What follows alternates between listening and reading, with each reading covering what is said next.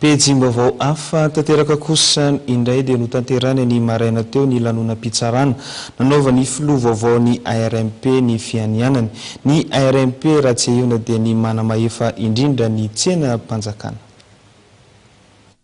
Androany no nanatanteraka fianianana ny télé général vaovao ny ARMP na ny autorité de régulation des marchés publics.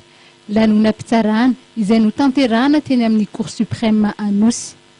Ny tanjona ho azy dia ny isin'ny fanajana ny didy mandalana mifehy tsenam-barim-panjakana. Ny fomba fiasa dia ny mba hampanajana ny olona rehetra sy an-tanavaka ny didy mandalana mifehy ny tsenam-barim-panjakana ary dia ny mba isian'ny fiaraha-mientana eo amin'ny tokona ny raikitra sy anambaratonga miainga hatrany amin'ny fototra ka hatrany amin'ny faratampony amin'ny mba hanajana an'izay didy mandalana zay mba isian'ny fitantanana tsara ny vahoaka ary dia mba azavasika firenena saratampony.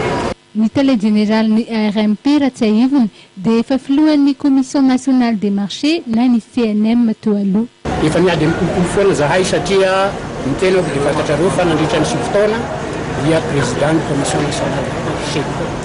Ny anay ny atao hoe fanamby ny lehibe izay ataonay amin'izany andraikitra sahaninay zany dia voalohany ny fiadiana amin'ny fakapanahy. Ny fakapanahy zany tsy mora ny miady amin'izany dia nataonay hatramin'izay tsy dia mifandray loatra amin'ireny mpandraharaha reny zany. Ialanay misy satria mba izay moko le hoe sy havana. Nanambara ny ministry ny vola sy ny fitantanam-bola fa fototra telo no ijoroan'ny ARMP. Ny angatahan'ny tenanay dia mba hanazana ansara sy andavany ireo fototra telo ijoroany na iorena ny tsenam-panjakana.